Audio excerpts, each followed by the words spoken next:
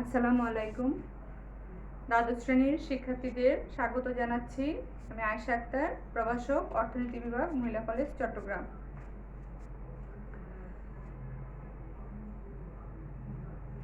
অর্থনীতি দ্বিতীয় পত্রের দ্বিতীয় অধ্যায় বাংলাদেশের কৃষি অধ্যায়টি তোমাদেরকে আমি একাদশ শ্রেণীতে পড়িয়েছিলাম। তখন ওই অধ্যায়টি বিস্তারিত পড়ানো হয়েছিল। যেহেতু তোমাদের সামনে নির্বাচনী পরীক্ষা, আমাদের সিলেবাস শেষ, এখন আমরা রিভিশন ক্লাস দিচ্ছি। তো রিভিশন ক্লাসে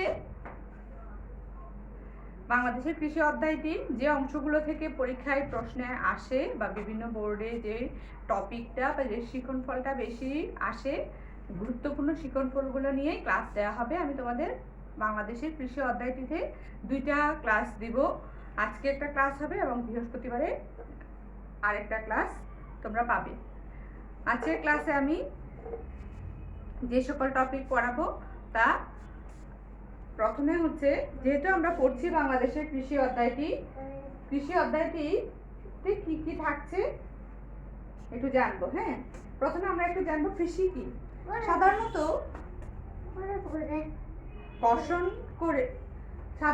ভূমি কর্ষণ করে ফসল উৎপাদন করাকে কৃষি বলে। অর্থাৎ চাষ করে যখন কোনো জমিতে তুমি ফসল উৎপাদন করো তখন তাকে বলা হয় কি কৃষি। তবে আধুনিক দৃষ্টিতে কৃষি শব্দটি শুধু চাষ করে ফসল উৎপাদনকেই কৃষি বলছে না। আধুনিক দৃষ্টিতে কৃষি শব্দটি উৎপাদন, বাছাইকরণ, বাজারজাতকরণ, শস্য বন্টন, গুজরাটজাতকরণের সাথে সম্পর্ক যুক্ত। অর্থাৎ উৎপাদন থেকে শুরু করে একেবারে ভোক্তার নিকট পৌঁছে দেওয়া পর্যন্ত যে ধাপগুলো আছে সবগুলো মিলেই হচ্ছে কি কৃষি। আধুনিক অর্থনীতিতে সবগুলো মিলে সে যে পদক্ষেপ পুরো অংশটাকেই বলা হচ্ছে কি কৃষি। একেবারে উৎপাদন থেকে শুরু করে বাজারজাতকরণ করা পর্যন্ত, গুদামজাতকরণ থেকে শুরু করে বাজারজাতকরণ করে ভোক্তার নিকট পৌঁছে দেওয়া পুরো প্রক্রিয়াটাই হচ্ছে কৃষি। বাংলাদেশের কৃষিকাজের কিছু বৈশিষ্ট্য রয়েছে। কৃষির যে বৈশিষ্ট্যগুলো, আদিম পেশা হচ্ছে বাংলাদেশের একেবারে আদিম পেশা হচ্ছে, একেবারে পূর্বের পেশা হচ্ছে কি কৃষি। তখন দেখা যায় তো 75% লোক সংখ্যা কৃষিকাজের সাথে জড়িত ছিল একেবারে প্রত্যক্ষভাবে। এরকম দেখবেন প্রকৃতির উপর নির্ভরশীল বাংলাদেশের কৃষিকাজ বেশিরভাগ ক্ষেত্রে দেখা যায় এখনো প্রকৃতির উপর নির্ভর।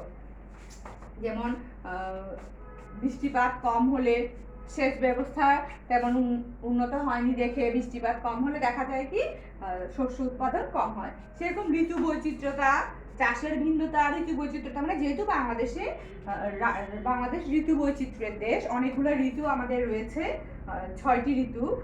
প্রত্যেকটা ঋতুতে আলাদা আলাদা দেখা যায় কি সবজি বা ফসল উৎপাদন হয়। একই রকম ফসল প্রত্যেক ঋতুতে হয় না। যেমন শীতকালে দেখবে কিছু সবজি পাওয়া যায়, গ্রীষ্মকালে অন্যরকম সবজি পাওয়া যায়। সেরকম ঋতু বৈচিত্র্যতার কারণে দেখা যায় সবজি উৎপাদনের মধ্যে ভিন্নতা আসে।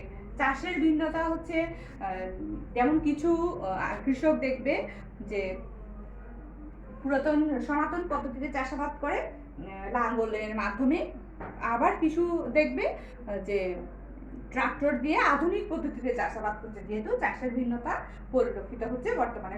ক্রমহ্রাসমান উৎপাদন, এটা আমরা প্রথম পত্রে যে কিছু উৎপাদন অধ্যায়টা পড়েছিলাম, ওখানে তোমাদেরকে ক্রমহ্রাসমান উৎপাদনটা পড়িয়েছিলাম। কৃষিক্ষেত্রে ক্রমহ্রাসমান উৎপাদনটা লক্ষ্য করা যায় যখন তুমি পর্যায়ক্রমে জমিটাতে বারবার চাষ করবে, তখন তোমার আস্তে আস্তে জমির উৎপাদন, উর্বরতা শক্তিটা কমে আসবে। ফলে পরবর্তী বছর, তার পরবর্তী বছর আস্তে আস্তে উৎপাদনটা কমতে থাকবে। সেজন্য বলেছে ক্রমহ্রাসমান উৎপাদন। তুমি যত বেশি ওখানে উপকরণ ব্যবহার করবে, আস্তে আস্তে যখন তুমি উপকরণের পরিমাণ বাড়াবে, তখন দেখা যাবে কি যত বেশি ব্যবহার করবে জমিটা এবং উপকরণ বৃদ্ধি করো না কেন, সেই ক্ষেত্রে দেখা যায় কি উৎপাদনটা ক্রমহ্রাসমান হয়। সেরকম দেখবে অর্থনীতিতে কৃষির একটা প্রভাব থাকে। ভূমিহীন কৃষক মানে হচ্ছে কিছু কৃষক আছে যাদের নিজের কোনো জমি নেই, ওরা অন্যের জমিতে চাষাবাদ করে শ্রমিক হিসেবে চাষাবাদ করে থাকে। অনাবাদি জমি দেখবে বাংলাদেশে কিছু জমি আছে যে সকল জমিতে কোনো চাষাবাদ হয় না, সেটা 2.5 শতকরা 2.5% বা এরকম এক জমি আছে যে পরিমাণটা কি হয় না, চাষাবাদ হয় না, অনাবাদি রয়ে যায়, ওখানে কোনো চাষ হয় না। সেই ক্ষেত্রে দেখা যায় কি ওই অনাবাদি জমিতে চাষাবাদ হয় না বলে ওই জমিগুলোতে কোনো উৎপাদনও হয় না। দুর্যোগ কবলিত কৃষি, এখনো আমাদের দেশ কিন্তু দুর্যোগ কবলিত কৃষি বৈশিষ্ট্যটা পরিলক্ষিত হয়। এই যে বিগত কয়েকবারের যে বন্যা হয়েছিল, ফলে বর্তমানে সবজি বাজার দরটা অনেক বৃদ্ধি পেয়েছে, কারণ যেহেতু বন্যা হয়েছিল ওই সকল এলাকাতে সবজি উৎপাদন ক্ষতিগ্রস্ত হয়েছে, কৃষি উৎপাদনটা ক্ষতিগ্রস্ত, অর্থাৎ দুর্যোগ কবলিত কৃষি এখনো বাংলাদেশের একটা বৈশিষ্ট্য। অদক্ষ কৃষি শ্রমিক, আমাদের কৃষি কাজের সাথে যে শ্রমিকরা জড়িত ওরা অদক্ষ, মাথাপিছু জমির পরিমাণ কম, দেখা যায় যে পরিমাণ জনসংখ্যা রয়েছে তার তুলনায় জমির পরিমাণটা কম। ছদ্মবেশী বেকার, আচ্ছা ছদ্মবেশী বেকার মানে হচ্ছে তোমার মনে হবে আপাত দৃষ্টিতে সে কাজ করছে কিন্তু আসলে সে কাজ করছে না। যেমন ধরো কোনো জমিতে 5 জন কৃষক কাজ করলেই ওখানে যথেষ্ট, মানে 5 জন শ্রমিক কাজ করলে ওখানে উৎপাদনের পরিমাণটা যথেষ্ট থাকবে। তো দেখা যায় কি আমাদের পরিবারে যতজন সদস্য থাকে সবাই দেখা যায় কি মিলে ওখানে উৎপাদন কাজ পরিচালনা করে থাকে। হয়তো দেখা যাচ্ছে ওখানে 3 জন লোক হলেই উৎপাদন কাজ পরিচালনা একেবারে যথেষ্ট পরিমাণ হবে, কিন্তু দেখা যাচ্ছে ওখানে 5 জন কাজ করছে। তাহলে যেখানে 3 জন কাজ করলেই, 3 জন শ্রমিক থাকলেই হয়তো ওই জমি থেকে যে পরিমাণ ফসল উৎপাদন হতো 5 জন হলে উৎপাদনের পরিমাণটা সেম। সেই ক্ষেত্রে যে 2 জন বাড়তি শ্রমিক কাজ করেছিল ওরা হচ্ছে ছদ্মবেশী বেকার। বর্তমানে এখনো জনসংখ্যা বৃদ্ধি পাচ্ছে, তার মধ্যে কৃষিক্ষেত্রে আধুনিকায়নের প্রভাব পড়ছে, ফলে ছদ্মবেশী বেকারটা বৃদ্ধি পাচ্ছে।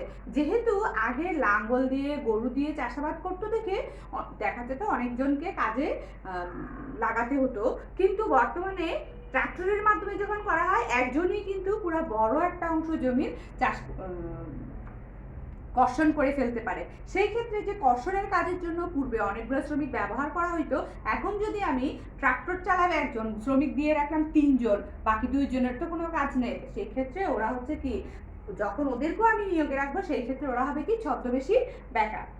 ভাগ চাষ বা বর্গা চাষ, বর্গা চাষ হচ্ছে ধরো কিছু কৃষক দেখবে কিছু যাদের কোনো জমি নেই ওরা দেখবে অন্যের জমি বর্গা নিয়ে চাষাবাদ করে থাকে, অর্থাৎ এই বছর আমি আপনার জমিতে উৎপাদন করব এবং আমার ফসলের কিছু অংশ অথবা কিছু টাকা দিয়ে সে ওই জমিটা 1 বছরের জন্য বর্গা নেয়, এটাকে বলে বর্গা চাষি ওরা।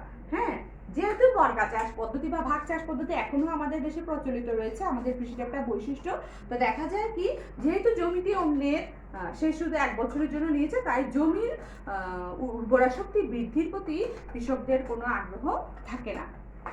এই ছিল আমাদের কৃষি কাজের বৈশিষ্ট্য। এরপরে দেখবো আমরা কৃষিখাত। কৃষিখাত কি? কৃষিখাত হচ্ছে কৃষির সাথে সম্পর্কিত খাতকে বলা হয় কৃষিখাত। এই কৃষি উপখাতের বাংলাদেশের সেই কৃষিখাতকে 4টি উপখাতে বিভক্ত করা হয়। সেই খাতগুলো হচ্ছে শস্য শাকসবজি উপখাত, বনজ সম্পদ উপখাত, পশু সম্পদ উপখাত, মৎস্য সম্পদ উপখাত। আচ্ছা, বাংলাদেশের জিডিপিতে কৃষি উপখাতের অবদান, একেবারে সম্মিলিত অবদান হচ্ছে 18.70 ভাগ। সম্মিলিত অবদান হচ্ছে 18.70 ভাগ, অর্থাৎ সবগুলো মিলে 18.70 ভাগ অবদান রাখছে বাংলাদেশের জিডিপিতে কৃষি খাত বা কৃষি উপখাত। শস্য শাকসবজি উপখাত হচ্ছে বাংলাদেশের কৃষির একেবারে বৃহত্তম উপখাত।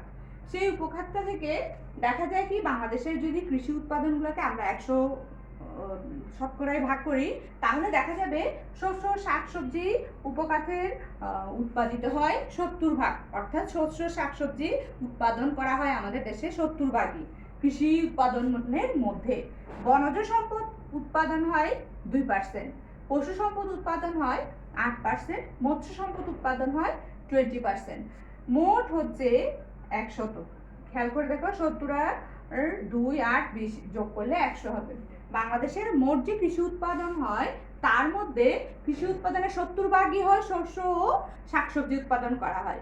বনজ সম্পদের জন্য উৎপাদন করা হয়, বনজ সম্পদ উৎপাদন করা হয় অর্থাৎ গাছপালা, এগুলোর উপর 2 ভাগ, মাত্র 2 ভাগ গাছপালার উপর। পশু সম্পদ উৎপাদন হয় 8 ভাগ, অর্থাৎ গবাদি পশু হাঁস মুরগি এগুলো উৎপাদন হয় 1 ভাগ। মৎস্য সম্পদ উৎপাদন হয় 20 ভাগ, 20%।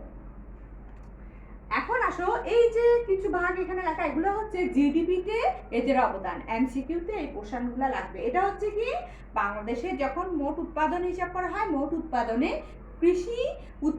মোট কৃষি উৎপাদনে শস্য শাকসবজি উপখাতের অংশ হচ্ছে কতটুকু উৎপাদন হয়, 70 ভাগ। তারপরে বনজ সম্পদ উৎপাদন হয় কতটুকু, 2 ভাগ। পশু সম্পদ উৎপাদন হয় কতটুকু, 8 ভাগ। মৎস্য সম্পদ উৎপাদন হয় কতটুকু, 20 ভাগ। আর জিডিপিতে কৃষি উপখাতের অবদান হচ্ছে সর্বমোট এই চারটা মিলে উপখাতের অবদান হচ্ছে 18.70 ভাগ। তার মধ্যে এই যে শস্য শাকসবজি খাতের অবদান হচ্ছে 44.33 ভাগ। 14.33 ভাগ হচ্ছে কার, শস্য শাকসবজি খাতের অবদান। বাংলাদেশের জিডিপিতে কৃষি উপখাতের অবদানের মধ্যে শস্য শাকসবজি উপখাতের অবদান হচ্ছে 44.33 ভাগ, বনজ সম্পদের অবদান হচ্ছে 1.63 ভাগ, পশু সম্পদের অবদান হচ্ছে 2.45 ভাগ, আর মৎস্য সম্পদের অবদান হচ্ছে 4.37 ভাগ। এই জিনিসগুলো তোমরা একটু লিখে রেখে তারপর পড়বে, তাহলে এগুলো তোমাদের এমসিকিউতে যখন এসব নিয়ে প্রশ্ন আসবে তোমার সুবিধা হবে। এই উপখাত থেকে বিভিন্ন বোর্ডে যে প্রশ্নটা আসে সেটা হচ্ছে স্তম্ভলেখ অঙ্কন। তোমাদেরকে বলে যে কিছু তথ্য দেওয়া থাকে, আমি তোমাকে এরকম 2 ধরনের, মানে ভিন্ন ভিন্ন যেহেতু আসে, 2 ধরনের উপখাত থেকে স্তম্ভলেখ অঙ্কন দেখাবো। স্তম্ভলেখ অঙ্কনগুলো ক্লাসে আমি তোমাদেরকে, যখন ক্লাস হয়েছিল মার্চের আগে, তখন তোমাদেরকে আমি এটি দেখিয়েছিলাম। এখন আমরা দেখব স্তম্ভলেখ অঙ্কন। দেখতে হলে আমি তোমাদেরকে একটা প্রশ্ন দেখাই, তাহলে তুমি বুঝতে পারবে। প্রশ্নটা বোর্ডে লিখতে গেলে দেখা যাবে সময় নষ্ট হবে, আমি আর বোর্ডে লিখবো না। প্রশ্নটা একটু দেখাচ্ছি। প্রশ্নটা হচ্ছে, একটু খেয়াল করে দেখো, চট্টগ্রাম বোর্ড 2017-তে এই প্রশ্নটা এসেছে। একটা ছক দিয়েছে, দেখো ওরা ছকের মধ্যে বলা আছে, ছকের মধ্যে দেখো 2টা দেশের নাম বলা আছে, এক্স এবং ওয়াই দেশ। ওই 2টা দেশের মধ্যে কিছু দেখো কৃষি উপখাতের নাম দেওয়া আছে 4টা। কৃষি উপখাতে এই যে এক্স দেশের জিডিপিতে যে উপখাতের অবদান, খেয়াল করে দেখো, জিডিপিতে উপখাতের অবদান, এক্স দেশের অবদানগুলো এটা, ওয়াই দেশের অবদানগুলো এটা। এখন তোমাকে বলে দিয়েছে প্রশ্নে, দেখো যে উদ্দীপকের আলোকে এক্স দেশের ক্ষেত্রে জিডিপিতে কৃষি উপখাতের অবদান শ্রেণীবিন্যাসের মাধ্যমে দেখাও, শ্রেণীবিন্যাসের মাধ্যমে অথবা স্তম্ভলেখের মাধ্যমে দেখাও, এরকম দেখায়, ঠিক আছে? ওটা আমরা এখন দেখাবো, অথবা দণ্ড স্তম্ভের মাধ্যমে দেখাও। হ্যাঁ, আমি তোমাদেরকে এক্স দেশেরটা দেখাবো, তুমি কি করবে, ওয়াই দেশ দিয়ে একটা স্তম্ভলেখ অঙ্কন করে আমাকে তুমি ইতে দেখাবে, ওয়াই দেশ দিয়ে স্তম্ভলেখ অঙ্কন করে কোথায় দেখাবে, কমেন্টে দেখাবে একটু, তাহলে তুমি কি আঁকতে পারছো কিনা এটা আমি বুঝতে পারবো। এই টাইপের প্রশ্ন দেখা যাচ্ছে কয়েকবার বোর্ডে এসেছে। এটা চট্টগ্রাম বোর্ড 17-এর প্রশ্ন, তুমি সাথে বই নিয়ে বসলে সুবিধা হবে। আমি তোমাকে স্তম্ভলেখ অঙ্কনটা এখন দেখাবো। এখানে খেয়াল করে দেখো, অর্থ বছর কিন্তু একটা, 2015-16 সালের অর্থ বছরের এই অংশগুলো দেয়া আছে। খাত দেয়া আছে কয়টা, 4টা। আমরা এখন স্তম্ভলেখ অঙ্কন করে দেখব। স্তম্ভলেখ, দণ্ডস্তম্ভ সব একই শ্রেণীবিন্যাসের মাধ্যমে দেখাও বললো তুমি। এভাবে এইদিকে আমরা দেখাবো কি, সময়টা, অর্থাৎ অর্থ বছরটা, সময় বলতে পারো অথবা অর্থ বছর বলতে পারো। হ্যাঁ, এটা কোন অর্থ বছর বলেছে ওরা, 2015-16, এটা ওরা একটা অর্থ বছর বলে দিয়েছে। হ্যাঁ, অনেক সময় দেখবে এরপরে আমরা আরেকটা উদ্দীপক করবো যেটাতে দেখবে অর্থ বছরও ভিন্ন ভিন্ন দেয়া। এখানে উপখাত দেয়া আছে 4টা আর অর্থ বছর আছে একটা। আমরা যখন এদিকে স্তম্ভলেখ অঙ্কন করব তখন আমরা একটা জিনিস খেয়াল করতে হবে, স্তম্ভগুলো করার সময় যেহেতু একটা অর্থ বছর বলা আছে, আমরা এদিকে যখন মানগুলো নিব স্তম্ভ তৈরির জন্য, তখন কি করব, স্তম্ভ তৈরির জন্য অর্থ বছরের জন্য একটা বিন্দু নিব, মানে একটা পয়েন্ট নিব, আর খাত যতটা থাকবে, যেমন এখানে খাত আছে কয়টা, 4টা, তাহলে আমরা 4টা বিন্দু নিব। স্কেলের সেন্টিমিটার পোর্শন দিয়ে তোমরা এটা নিবে। এক একটা বইয়ে এক এক রকম বলা আছে, তোমার সহজভাবে তুমি যাতে মনে রাখতে পারো ওভাবে তোমাকে আমি বলে দিচ্ছি। অনেকে জাস্ট আলাদা আলাদা করে স্তম্ভ দেখিয়ে দেয়, তো আলাদা আলাদা দেখালে যখন আমাদের ভিন্ন ভিন্ন অর্থবছর দেখায় তখন কিন্তু সমস্যা হবে। সেজন্য তোমাকে আমি একসাথে দেখিয়ে দিচ্ছি কিভাবে তুমি করলে তোমার সুবিধা হবে। তুমি কি করবে, অর্থ বছরের জন্য একটা পয়েন্ট নিবে এখানে, পাশাপাশি যতটা তোমাকে খাত বলবে, 2টা খাত বলতে পারে, 4টা খাত বলতে পারে, একটা খাতও বলতে পারে, যতটা খাত বলবে ততটা বিন্দু নিবে, ঠিক আছে? তখন এদিকে তুমি সেন্টিমিটার 1 সেন্টিমিটার করে নিয়ে 4টা আলাদা বিন্দু নিবে। এখন আমাদের মাপগুলো হচ্ছে এদিকে আমরা কি দেখাবো, জিডিপিতে কৃষি উপখাতের অবদান।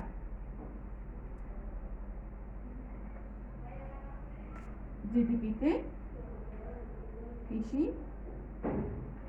উপখাতের অবদান। আচ্ছা, তুমি মানটা দেখলে দেখবে, তুমি বইয়ে দেখলে বুঝতে পারবে মানটা দেয়া আছে, এক্স দেশের মান দেয়া আছে 4টা খাতে ক্রমান্বয়ে 12, 8, 4, 5। তো তুমি আমরা কি করব, 12 পর্যন্ত যেহেতু আমাকে নিতে হবে, তা আমি কি করব 2 2 করে ব্যবধানগুলো নিয়ে নিব। 2, 4, 6, 8, 10, 12। ওর একটা বিজোড় সংখ্যা আছে 5, আমরা কি করব 4 আর 6 মাঝখানে 5 দেখিয়ে দিব। এখন আমরা স্তম্ভলে একটা অঙ্কন করে দেখাবো। হ্যাঁ, এটা এক্স দেশের কি কৃষি উপখাতের অবদান দেখানো হচ্ছে। কি দেখানো হচ্ছে, এক্স দেশের কৃষি উপখাতের অবদান 2015-16 সালে। আচ্ছা, প্রথমে বলেছে তুমি যেহেতু খাত যেটা প্রথমে বলবে ওটাকে আগে দেখাবে। প্রথমে বলেছে শস্য শাকসবজি উপখাত কত, 12।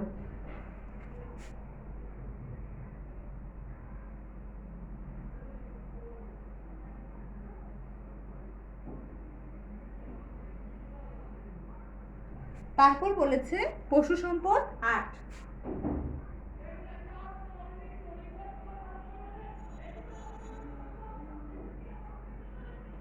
তারপর বলেছে বনজ সম্পদ 4।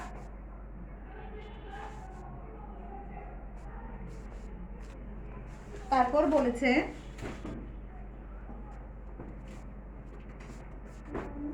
মৎস্য সম্পদ 5। আচ্ছা,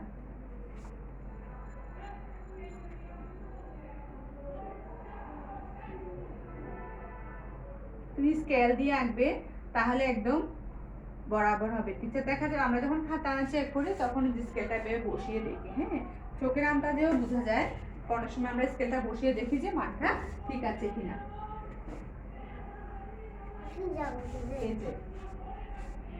ঠিক আছে, এখানে একটু সমস্যাগুলো বোঝা যায়। হ্যাঁ, দেখো এখানে 4টা ঘরই একই দেখতে, তাহলে তো বোঝা যাবে না কোন ঘরটা কিসের জন্য করা হয়েছে।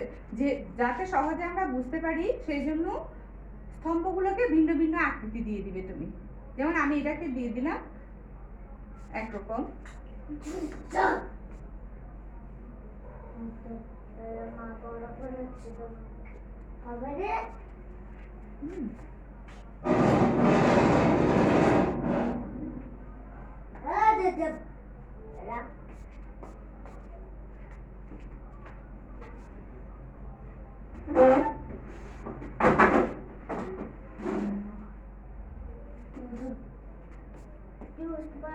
এই পাশে তুমি কি করবে, ঘর করে কোনটা কি দেখিয়ে দিবে। ঠিক আছে,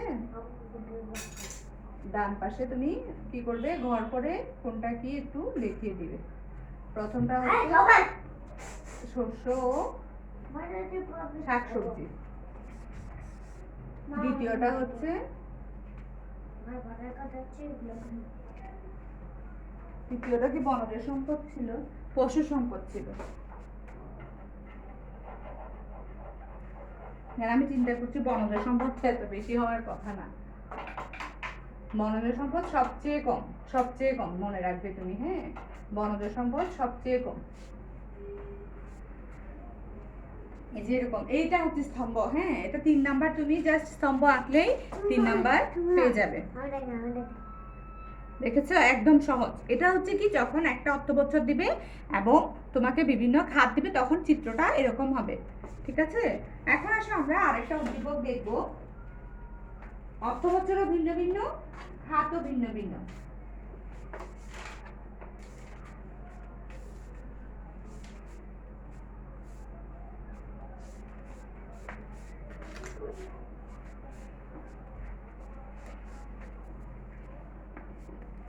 এখন আমরা দেখব, দেখো 2019 সালে সিলেট বোর্ডে একটা প্রশ্ন এসেছে।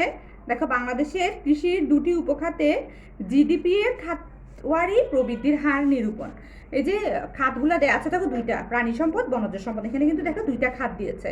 অর্থ বছর দিয়েছে কয়টা দেখো, 2010-11, 2011-12, 2012-13। একটু আগে যেটা আমরা করেছিলাম ওখানে খাত ছিল 4টা, অর্থ বছর ছিল একটা। কিন্তু এখন দেখো খাত আছে দেখো একটা দুইটা, কিন্তু অর্থ বছর আছে 3টা। এই ক্ষেত্রে তুমি লেখচিত্রটা অথবা দ্বন্দ্বস্তম্ভটা কিভাবে অঙ্কন করবে সেটি আমি এখন দেখিয়ে দিব।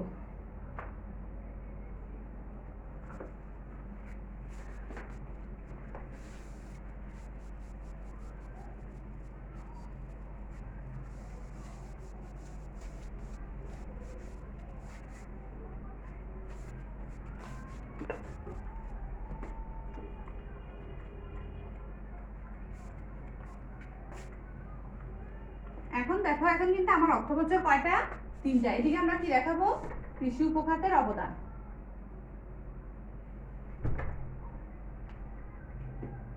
কোথায়, জিডিপিতে। হ্যাঁ, এদিকে আমরা দেখাবো অর্থ বছর। এখন দেখো এখানে দেখো অর্থ বছর দেওয়া আছে 3টা, আবার খাত দেওয়া আছে 2টা করে। দয়া করে তোমরা যখনই আমরা চিত্রটা আঁকবো বইটা সামনে রাখবে। হ্যাঁ, তোমার দেখো তখন আমার চিত্রটা হবে খাত একটা, খাত 2টা, অর্থ বছর একটা। তাহলে কয়টা পয়েন্ট নিব, 3টা। এভাবে দেখো আমার কয়টা নিতে হবে, 9টা। কারণ উদ্দীপকটা খেয়াল করো, উদ্দীপকটাতে খেয়াল করে দেখো, দেখো খাত আছে 2টা, অর্থ বছর আছে একটা, তাহলে এখানে 3টা পয়েন্ট না। আবার এখানে দেখো খাত আছে 2টা, অর্থ বছর আছে একটা। আবার এখানে দেখো খাত আছে 2টা, অর্থ বছর আছে একটা। তাহলে খাতের জন্য একটা, 2টা, অর্থ বছরের জন্য একটা, টোটাল 3টা পয়েন্ট নিতে হবে। এরকম করে আমার 3টা 9টা পয়েন্ট নিতে হবে। খাতের জন্য একটা, অর্থ বছরের জন্য, সরি, অর্থ বছরের জন্য একটা, খাতের জন্য 3টা। এগুলো যখন আমরা নিব 9টা কিন্তু সেম মাপে নিয়ে ফেলবো। তারপর আমরা 3টাকে আলাদা আলাদা করে দেখাবো। ঠিক আছে, একটা হবে 2010-11, তারপর হচ্ছে 2011-12, তারপর হচ্ছে 2012-13, 3টা। ঠিক আছে, এখন আসো আমার খাত হচ্ছে, বাবা বাবা মা ক্লাসটা নিয়ে ফেলি। আচ্ছা, আমার মানগুলো দেখো 3.48, 3.90, 4.42 এরকম। যেহেতু দশমিক টাইপের মান, আমরা কি করব, যেহেতু এখানে 4 পর্যন্ত, আমরা কি করব, পয়েন্ট পয়েন্ট করে নিব। 0.50, তারপর 1, এই যে 0.5, তারপর 1, তারপর আবার 1.5, তারপর 2, তারপর আবার 2.5, তারপর 3, তারপর আবার 3.5। আচ্ছা, এরকম নিলে বেশি।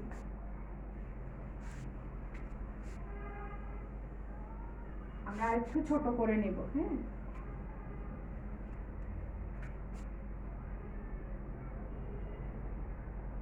আমাদের লাগবে কয়টা সেটা আগে হিসাব করে ফেলবে। তুমি যখন আঁকবে তখন আগে হিসাব করে ফেলবে। যেহেতু এখানে 4.47 পর্যন্ত আছে, তাহলে 49 পর্যন্ত আছে, অর্থাৎ 9টা লাগবে আমাদের। হ্যাঁ, তো 9টা নেওয়ার মতো জায়গা আমাদের রাখতে হবে। 1টা 2টা 3টা 4টা 5টা।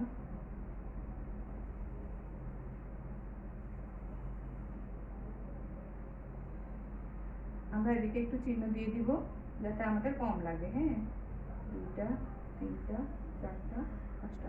আমরা 2 থেকে দেখাই, যেহেতু ওখানে 3 থেকে আছে। হ্যাঁ, 2, 2.5, 3, 3.5, 4, 4.5। আচ্ছা, এগুলোতে শূন্য দিয়ে নেবে, তোমার ঝামেলা হবে। আমি যেহেতু দশমিকের মান বসাবো। আচ্ছা, এখন দেখো বলা আছে 3.48, 3.50 নিচে 3.48 হবে। তারপরে বলা আছে 3.39, এর আর একটু নিচে এখানে দেখাবো। হ্যাঁ, 3.39। তারপরে বলা আছে 3.49, এই যে এখানে 3.49। তারপরে বলা আছে 3.90। 90টা কিন্তু ওই 5-এর উপরে হবে, অর্থাৎ 4-এর নিচে কোথাও 3.90 হবে।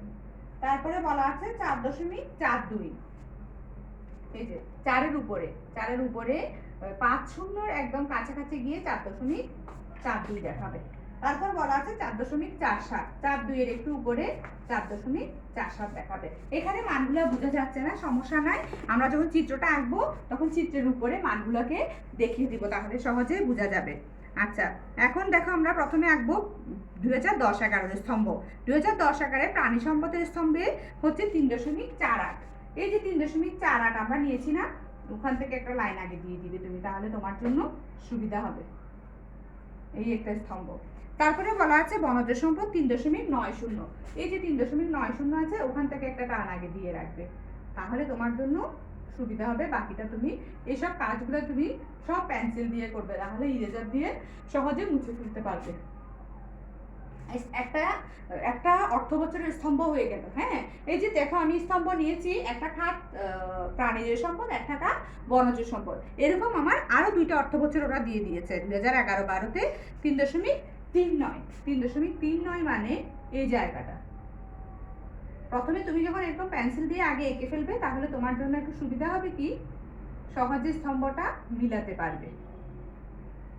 বাকি জায়গাটা জাস্ট মুছে ফেলবে, ইরেজার পেন্সিল নিয়ে তুমি আঁকবে, তাহলে সুবিধা হবে। হ্যাঁ, তাহলে খুব সুবিধা হবে। তারপরে হচ্ছে 4.42, 4.42 এখানে।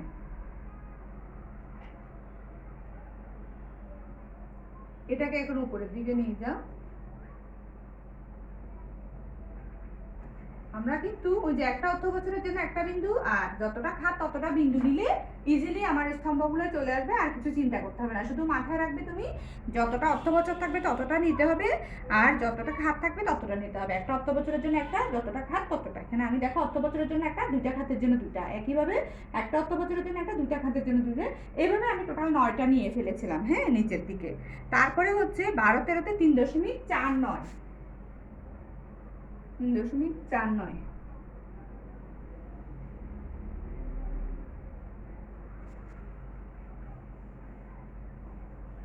তারপরে হচ্ছে 4.47।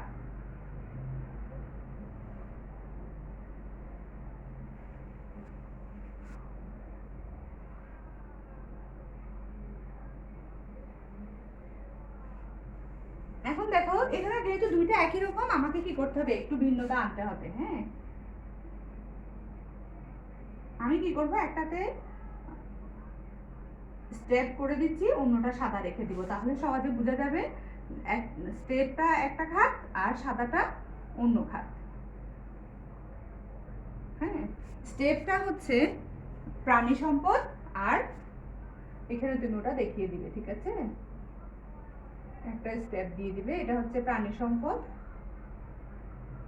আর এটা হচ্ছে বনজ সম্পদ। আর কিছু না, কিছু লিখতে হবে না তোমাকে। হ্যাঁ, জাস্ট প্রথমে তুমি লিখে দিবে যে 2000 উদ্দীপক থেকে, তোমাকে বলেছে যে উদ্দীপক থেকে বনজ সম্পদের প্রবৃদ্ধির হার লেখচিত্রের সাহায্যে দেখাও। আচ্ছা, ও তোমাকে একটা বলে দিয়েছে, তখন তোমার চিত্রটা কেমন হবে, শুধু তখন তুমি বনজ সম্পদ দিয়ে দেখাবে। হ্যাঁ, তখন 3টা স্তম্ভ হবে শুধু। যদি উল্লেখ করে না দেয়, যদি বলে উদ্দীপকের আলোকে তথ্যটি স্তম্ভ চিত্রের মাধ্যমে দেখাও বা উপখাতের অবদান স্তম্ভ চিত্রের মাধ্যমে দেখাও, তাহলে চিত্রটা হবে এরকম। তুমি কি করবে, যে প্রশ্নটা ওখানে দেয়া আছে বনজ সম্পদ দিয়ে একটা বাড়ির কাজ করবে, আর 2017 সালে আমি তোমাকে এক্স দেশের অবদানটি দেখিয়েছিলাম, তুমি ওয়াই দেশের অবদানটি বাড়ির কাজ করে দেখাবে। উদ্দীপকের যেটা প্রশ্ন ছিল সেটা ছিল একটা খাত নিয়ে, আমি তোমাকে 2টা খাত হলে কিভাবে আঁকবে দেখিয়েছিলাম, এখন একটা খাত হলে কিভাবে আঁকবে সেটা দেখাচ্ছি। দেখো, একটা খাত হলে তুমি কি করবে, এই যে অর্থ বছরগুলোর জন্য একটা অর্থ বছরের জন্য একটা পয়েন্ট নিবে, আর একটা খাতের জন্য একটা পয়েন্ট নেবে, সেভাবে করে 2010-11, 2011-12, 2012-13, ঠিক আছে। আচ্ছা, এখন হচ্ছে প্রথম হচ্ছে 3.9।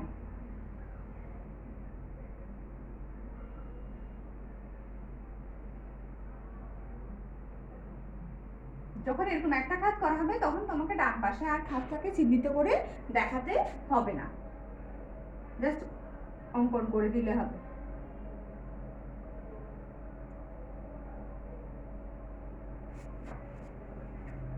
তখন জাস্ট এরকম অঙ্কন করে দিলে হবে, তোমাকে আর